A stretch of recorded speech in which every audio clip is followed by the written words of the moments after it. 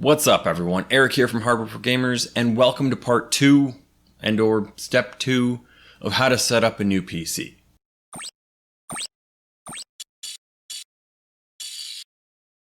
In this video, I'm going to go over how to download and install the programs and drivers that you're going to need. As well, I'm going to go over some of Windows' more basic features to make sure that everything is running as smoothly as possible.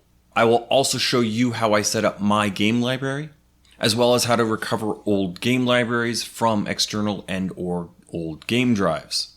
Now, if you did miss step 1, where I went over on how to install Windows, I'll leave a card up there. Okay, now I have a small NAS where I keep most of my install files, and I would recommend, if you can, to do something similar with a USB drive. It can really help make this step go a lot faster. Now, the two most important programs to get would be a better web browser, i.e. Chrome or Firefox. I do prefer Firefox, but get what you want. And some sort of zip extractor. I recommend 7-zip because it's free and it's pretty simple to use. Now, if you don't have the install files already downloaded, you will need to use the Edge web browser to download the files.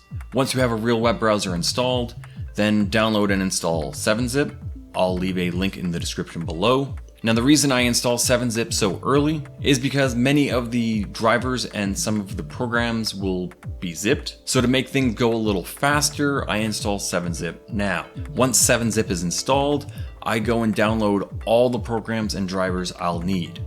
And I like to place the install files on my desktop. Now, the programs and drivers you use will likely not be the exact same as the ones I'm using, but this should give you a pretty good idea. Now, for downloading the motherboard's drivers, you will have to go to the manufacturer's website. The drivers you're going to be looking for are audio, LAN, and/or wireless, the chipset, Bluetooth if your motherboard has it. Now, if your motherboard does have RGB, then you'll also need to download the utility that controls the RGB. It also might be a good idea to check to see if there's any BIOS updates. Now, if you are on the AM4 platform, it will be a good idea to read the fine print of those BIOSes, because depending on your motherboard and depending on your CPU, it is possible to actually upgrade the BIOS to a version that doesn't support your CPU. Once you have finished downloading everything, I like to start by installing the drivers for the motherboard.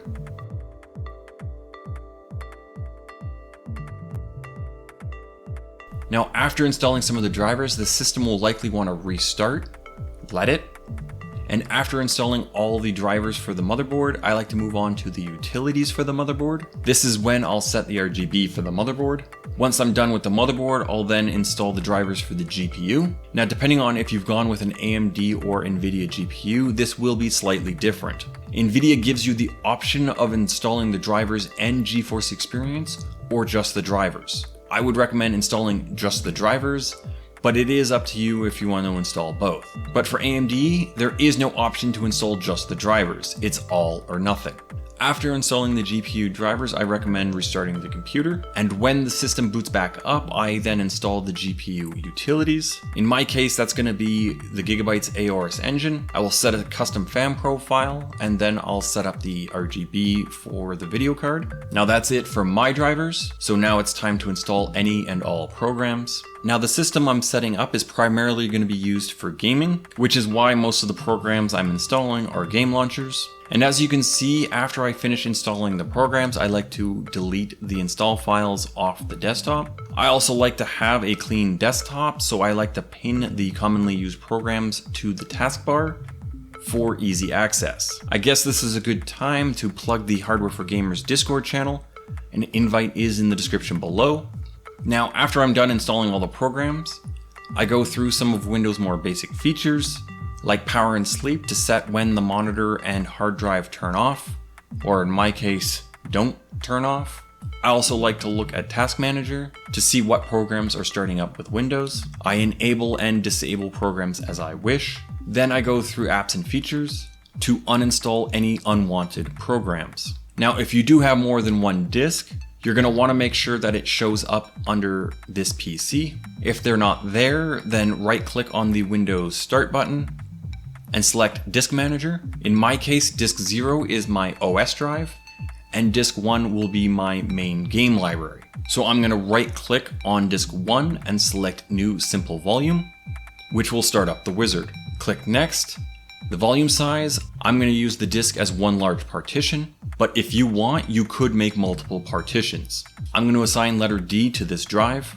If this is a new disk, I highly recommend formatting the volume, and you have the option of naming the volume as well. But if this is a disk that you're reusing, and you do want to keep the files that are on the disk, then you do not want to format the volume. If you do, it will erase all the files on the disk. So in this case, select Do Not Format the Volume and click Next. Now the disk or disks will show up under this PC. Now that I have my game disk all set up, I can now set up my game library. I'll be setting up game libraries for Steam, Uplay, Battle.net, Origin, and the Epic Game Store. I will also go over how to recover old game libraries from external and/or old game drives for each of these game launchers. Now, for those who don't know, recovering a game library means reusing the game folders that you've already downloaded. These game folders can be copied from a high-speed USB drive or an old disk, and even from another system on your local network. Now, why would you want to recover a game library? Mainly to save time, because if your download speed isn't great, re-downloading multiple games can take a very long time. Now, if you do have a monthly data cap, recovering these games can actually save you some money. In my case, I'll be transferring more than 800 gigs, and even though I have a pretty good download speed of 22 megs per second, which means at best it would take me about 10 hours to download all the games again. But if I transfer them over my home network at around 90 megs a second, it should only take about 2 hours. Okay, so if you do have a separate drive for games, I do recommend creating a new folder for each game launcher on that drive. Now, if you only have a main drive, I would recommend leaving the game libraries in their default locations. Once you have finished making the folders, now in Steam, go up to the top left corner and click on the Steam menu bar button, select Settings, then in Settings go to Downloads, then Steam Library Folders, and Add Library Folder. Navigate to the new folder, click Select. Again, because the way Steam layers its libraries, I recommend starting a new download. Now you don't need to let the download finish, just as long as it starts downloading something, it will make all the folders. Once the folders for the Steam library are created, you can simply drag and drop all the Steam game folders into the common folder of the Steam library. Once all the game folders are in the Steam library, Steam should find all the games on its own. But if Steam doesn't, then just install the game, making sure to choose the correct library. Click Next, Agree. It will then discover the game folder and verify all the files. Repeat this as needed. I'll do Uplay next. You can simply just transfer all the Uplay game folders into the Uplay library. When they're done, launch Uplay, go to the Games tab, navigate to the game you want to verify, view game details, select Locate Installed Game, navigate to the game folder, click OK. Uplay will then discover the files and verify them. Repeat this for each game. Battle.net is next. You can again simply transfer all the Battle.net game folders into the Battle.net library. When the transfer is done, launch Battle.net and select the game. Along the bottom of the launcher, click Locate the Game, navigate to the game folder, click Select Folder. Battle.net will then initialize the game. Repeat this for each game. Next is Origin. You can transfer all the Origin game folders into the Origin library together. When it's done transferring, launch Origin and select My Game Library. Navigate to the game that you want to locate, right-click, and select Locate Game. Navigate to the game folder, click Select Folder. Origin will then verify the game. Repeat this for each game. A quick note, I found that Crysis 3 really did not like doing this and crashed Origin instantly.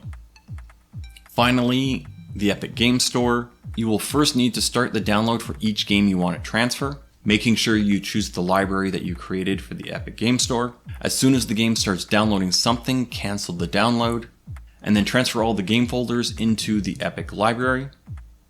Once the transfer is complete, return to the Epic Game Store and click Resume for each game. The games will then be verified. So that's all I got for now. If you liked the video, please give it a thumbs up and make sure to subscribe so you don't miss step 3. Please follow me on Twitter at HFG_YT. I also have a Discord server. The link is in the description below. And as always, thank you for watching and see you next time.